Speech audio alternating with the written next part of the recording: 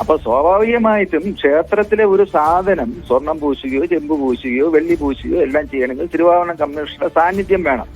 അപ്പൊ 5/7/2019 ഉത്തരവിനകത്തും അത് വളരെ വ്യക്തമായിട്ട് പറയുന്നുണ്ട്. ഇത് ഉണ്ണികൃഷ്ണൻ പോറ്റേരിയിൽ ചെമ്പ് കൊടുക്കുകയാണെങ്കിലും അതിന്റെ ചെമ്പിൽ സ്വർണം പൂശുന്നതിന്റെ നടപടിക്രമങ്ങൾ തിരുവാഭരണ കമ്മീഷണറുടെ ഉത്തരവാദിത്വത്തിൽ ചെയ്യണമെന്നുള്ളതാണ്. അത് ഓർഡർ തിരുവാഭരണ കമ്മീഷണർ എന്ന് പറയുന്ന പോസ്റ്റിലിരിക്കുന്ന ആൾക്ക് ശബരിമലയിൽ ഏതൊക്കെ ഭാഗത്ത് എത്ര സ്വർണമുണ്ടെന്നും എത്ര ചെമ്പുണ്ടെന്നും ഒക്കെ കൃത്യമായ കണക്ക് കൈവശം ഉണ്ടായിരിക്കില്ലേ? തിരുവാഭരണം കമ്മീഷണർക്ക് ഉണ്ടായിരിക്കില്ല. ആ തിരുവാഭരണം അതായത് ഈ സ്വർണത്തിൽ എത്ര ഉണ്ടെന്ന് ഒരു ക്ഷേത്രത്തിലെ ഇപ്പൊ ശബരിമലയെ സംബന്ധിച്ചിടത്തോളം എന്തുമാത്രം സ്വർണം എന്തുമാത്രം വെള്ളി അങ്ങനെയുള്ള ഉരുപ്പടികൾ ഉണ്ടെന്നുള്ളത് ആധികാരികമായിട്ടുള്ള രേഖ കീപ്പ് ചെയ്യുന്നത് എക്സിക്യൂട്ടീവ് ഓഫീസിലാണ്. അപ്പോൾ അവിടുത്തെ എക്സിക്യൂട്ടീവ് ഓഫീസറോ അഡ്മിനിസ്ട്രേറ്റീവ് ഓഫീസറാണ് ഇത് നോക്കുന്നത്. അവരുടെ കയ്യിലാണ് ഇതിനകത്ത് എത്ര സ്വർണ്ണമുണ്ട് എത്ര വെള്ളിയുണ്ട് എന്നൊക്കെ ഉള്ളതിന്റെ രജിസ്റ്ററും എല്ലാം കീപ്പ് ചെയ്യുന്നത് അവരാണ്. തിരുവാഭരണ കമ്മീഷണറുടെ ചുമതല എന്താണ്? തിരുവാഭരണം കമ്മീഷണറുടെ ചുമതല എന്ന് പറഞ്ഞാൽ ഈ 1200 ഇതിപ്പോ ശബരിമല ഈ വിവാദം വന്നുകൊണ്ടാണല്ലോ അതിലേക്ക് കേന്ദ്രീകരിക്കുന്നത് എല്ലാവരും. തിരുവാഭരണം കമ്മീഷൻ എന്ന് പറഞ്ഞു കഴിഞ്ഞാൽ തിരുവാഭരണം കമ്മീഷന് 1252 ക്ഷേത്രങ്ങളിൽ സ്ട്രോങ് റൂമുകളിൽ ഇരിക്കുന്ന സാധനങ്ങൾ പരിശോധിക്കുന്നതിനും അതുപോലെ ഏതെങ്കിലും ക്ഷേത്രത്തിൽ ഇത് സ്വർണം പൂശുകയോ വെള്ളി പൂശുകയോ ചെമ്പ് പൂശുകയോ ചെയ്യണമെങ്കിൽ അതിന്റെ ഉത്തരവാദിത്വത്തോടുകൂടി അത് മേൽനോട്ടം വഹിക്കുന്നതിനും അത് സംബന്ധമായിട്ടുള്ള പരാതികൾ ലഭിച്ചാൽ അത് പരിശോധിക്കുന്നതിനും ഒക്കെയുള്ള ഒരു ഡ്യൂട്ടീസ് ആൻഡ് പവേഴ്സ് ആണ് തിരുവാഭരണ കമ്മീഷനെ സംബന്ധിച്ചിടത്തോളം ഉള്ളത്. ഈ മേൽനോട്ടം വഹിക്കുക എന്ന് പറയുമ്പോൾ സ്വാഭാവികമായും ഒരു ചെമ്പുപാളി അല്ലെങ്കിൽ സ്വർണ്ണപ്പാളിയോ ഒക്കെ സ്വർണം പൂശുന്നതിനോ മറ്റോ എടുത്തു മാറ്റുമ്പോൾ നിലവിൽ എത്ര അവിടെ ഉണ്ടായിരുന്നു എന്ന് നോക്കി എടുക്കുമ്പോൾ അത്ര തന്നെയാണോ ഉള്ളത്, തിരിച്ചു വരുമ്പോൾ അത്ര തന്നെ ഉണ്ടോ എന്നൊക്കെ പരിശോധിക്കേണ്ട ചുമതല കമ്മീഷണർക്കല്ലേ? ഉണ്ട്. അതായത് ഇത് ഇളക്കി മാറ്റുമ്പോ ആ ഓർഡറിനകത്ത് തന്നെ പറയുന്നുണ്ട് ഇളക്കി മാറ്റുന്നതിന് തിരുവാഭരണ കമ്മീഷണർ സാന്നിധ്യം വേണമെന്ന്. തിരിച്ച് ഫിറ്റ് ചെയ്യാൻ തിരുവാഭരണ കമ്മീഷണർ സാന്നിധ്യം പറയുന്നില്ല അതിനകത്ത്. അത് നിങ്ങൾ ശ്രദ്ധിച്ചാണ്, ആ ഉത്തരവിനകത്ത് അത് ശ്രദ്ധിച്ചാണ്. കാരണം വെച്ച് കഴിഞ്ഞാൽ ഇത് വയ്ക്കുമ്പോഴും ഇളക്കുമ്പോഴും വേണം, തിരിച്ചു വയ്ക്കുമ്പോഴും വേണം. അപ്പൊ ഈ ഇളക്കുന്ന സമയത്ത് ഇത് ഇളക്കിയെടുത്ത് അത് സ്വർണമാണോ ചെമ്പാണോ അല്ലെങ്കിൽ ചെമ്പിൽ സ്വർണം പൂശിയതാണോ എന്നുള്ളത് വ്യക്തമായിട്ട് എഴുതി അതിന്റെ തൂക്കം അതിനകത്ത് രേഖപ്പെടുത്തി മഗസർ തയ്യാറാക്കി മാത്രമേ അതിനകത്ത് ആർക്കാണെന്ന് വെച്ച് കഴിഞ്ഞാൽ ഹാൻഡ് ഓവർ ചെയ്യാൻ പറ്റുള്ളൂ. അതുപോലെ തന്നെയാണ് ഈ സാധനം സ്വർണം പൂശി തിരിച്ചു വന്നു കഴിയുമ്പോഴത്തേക്ക് അതിനകത്ത് ആ എത്ര വെയിറ്റ് ഉണ്ടോ അത് കൊണ്ടുപോയത് എത്രയാണ് തിരിച്ചു വന്നത് എത്രയാണെന്നുള്ളത് വളരെ വ്യക്തമായിട്ട് സ്വർണം പൂശി വന്ന സാധനത്തിന്റെ വെയിറ്റ് എടുത്ത് അതിനകത്ത് മഗസർ എഴുതി രേഖപ്പെടുത്തേണ്ടതും വേണം. അതിനും തിരുവാഭരണ കമ്മീഷണർ സാന്നിധ്യം ഉണ്ടായിരിക്കേണ്ടതാണ്.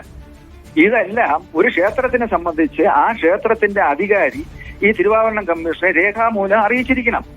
അറിയിച്ചാലേ പോകാൻ പറ്റുള്ളൂ. ഇവിടെ പിന്നെ പ്രത്യേകിച്ച് അറിയിക്കാത്തതിന്റെ കാര്യം ഓർഡറിനകത്ത് തന്നെ അത് പറയുന്നില്ല. അതായത് ഇളക്കിയെടുക്കാൻ തിരുവാഭരണ കമ്മീഷണർ സാന്നിധ്യം വേണം, തിരിച്ചു കൊണ്ടുവയ്ക്കാൻ വേറെ കുറെ ഉദ്യോഗസ്ഥന്മാർ അവിടെയുള്ള എക്സിക്യൂട്ടീവ് ഓഫീസർ, അസിസ്റ്റന്റ് എഞ്ചിനീയർ, തന്ത്രി, അഡ്മിനിസ്ട്രേറ്റീവ് ഓഫീസർ ഇവരുടെ സാന്നിധ്യത്തിൽ വയ്ക്കണമെന്ന് വളരെ വ്യക്തമായിട്ട് ആ ഓർഡറിന്റെ പാലിച്ചതേ ഇല്ല എന്നുള്ളതാണ് താങ്കളുടെ വാദം. പ്രോട്ടോകോൾ പാലിച്ചില്ലല്ലോ, അത് വയ്ക്കാനായിട്ട് അത് പറയണ്ടേ, അങ്ങനെ ഉത്തരവിനകത്ത് പറയണ്ടേ. ഇപ്പൊ എക്സിക്യൂട്ടീവ് ഓഫീസിലുള്ളവർ കൈവഴിയും. കാരണം വെച്ച് കഴിഞ്ഞാൽ അത് തിരിച്ചു വയ്ക്കാനായിട്ട് തിരുവാഭരണ കമ്മീഷണർ സാന്നിധ്യം പറഞ്ഞിട്ടില്ലെന്ന് പറയും. അങ്ങനെയാണെങ്കിൽ തന്നെ അവര് അതൊന്ന് ഓർമ്മപ്പെടുത്തുകയോ അതിന്റെ സാന്നിധ്യം തിരുവാഭരണ കമ്മീഷണർ സാന്നിധ്യം വേണ്ടെന്ന് ചോദിക്കുകയോ ചെയ്യേണ്ടതാണ്. അത് ചെയ്തിട്ടുമില്ല, ഓർഡറിനകത്ത് പറഞ്ഞിട്ടുമില്ല. ഇത് രണ്ടും കാരണം ഇത് അറിയുന്നുമില്ല. ഇത് ഫിറ്റ് ചെയ്യുന്ന ദിവസം അറിയുന്നില്ലല്ലോ, തിരുവാഭരണ കമ്മീഷണർ അറിയുന്നില്ല. ഇതെങ്ങനെ അറിയും? ഒന്നുകിൽ കത്ത് കൊടുക്കണം അല്ലെങ്കിൽ ഓർഡറിനകത്ത് പറയണം. അപ്പൊ ഓർഡറിനകത്ത് പറഞ്ഞു കഴിഞ്ഞാൽ തിരുവാഭരണ കമ്മീഷണർ സ്വാഭാവികമായിട്ടും ചോദിക്കും, ഇങ്ങനെ ചെമ്പ് പൂശി 29-ാം തീയതി 30-ാം തീയതി ആയിട്ട് ചെന്ന് സ്വർണം പൂശി കൊണ്ടുവന്ന സാധനം നിങ്ങൾ എന്നാ ഫിറ്റ് ചെയ്യുന്നേ, നിങ്ങൾ ഫിറ്റ് ചെയ്യുന്ന തീയതി അടിയന്തരമായിട്ട് അറിയിക്കണം എന്നുള്ള ഇൻഫർമേഷൻ നമ്മൾ എക്സിക്യൂട്ടീവ് ഓഫീസർക്ക് കൊടുക്കും. പക്ഷെ ഇതൊന്നും അറിയുന്നില്ല.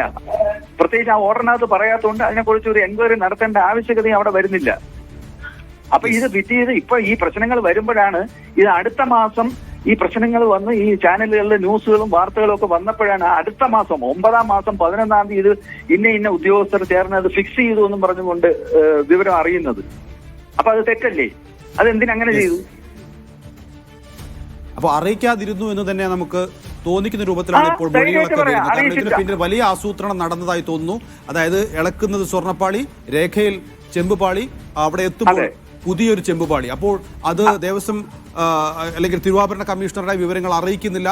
ഇതൊക്കെ വ്യക്തമാകുന്നത് എന്തോ ഒരു വലിയ ആസൂത്രണം അവിടെ നടന്നിട്ടുണ്ട് എന്ന് അതെ, അതെ. തന്നെയല്ലേ? ആ ഓർഡറിൽ എങ്ങനെ ഇത് പറയാതിരിക്കും? അതാണ് ഞാൻ ചോദിക്കുന്നത്. ഇളക്കി എടുക്കുമ്പോൾ തിരുവാഭരണം കമ്മീഷൻ വേണം, തിരിച്ചു വയ്ക്കുമ്പോൾ തിരുവാഭരണം കമ്മീഷൻ വേണ്ടേ? അതെന്തുകൊണ്ട് അങ്ങനെ ആ ഓർഡറിനകത്ത് എഴുതി? അപ്പൊ ആ ഓർഡർ ഇഷ്യൂ ചെയ്ത് എവിടുന്നാണ്? അപ്പൊ അതിനകത്ത് നോട്ട് വെച്ച് ആ ഓർഡർ അത് കമ്മ്യൂണിക്കേറ്റ് ചെയ്യാനായിട്ട്, നടപടി സ്വീകരിക്കാനായിട്ട് ബോർഡിലല്ലേ അത് തീരുമാനം എടുക്കുന്നത്? ബോർഡിന്റെ തീരുമാനം അനുസരിച്ചല്ലേ കൺവീനറായ സെക്രട്ടറി കമ്മ്യൂണിക്കേറ്റ് ചെയ്യുന്നത്. അപ്പൊ ഇത് ബോർഡുകാർ അറിഞ്ഞില്ലെന്ന് പറയാൻ പറ്റുമോ? അപ്പൊ അത് എന്തുകൊണ്ട് പർപ്പസ്ഫുൾ ആയിട്ട് ഒഴിവാക്കിയെന്നല്ലേ നമുക്ക് ചിന്തിക്കാൻ പറ്റുള്ളൂ.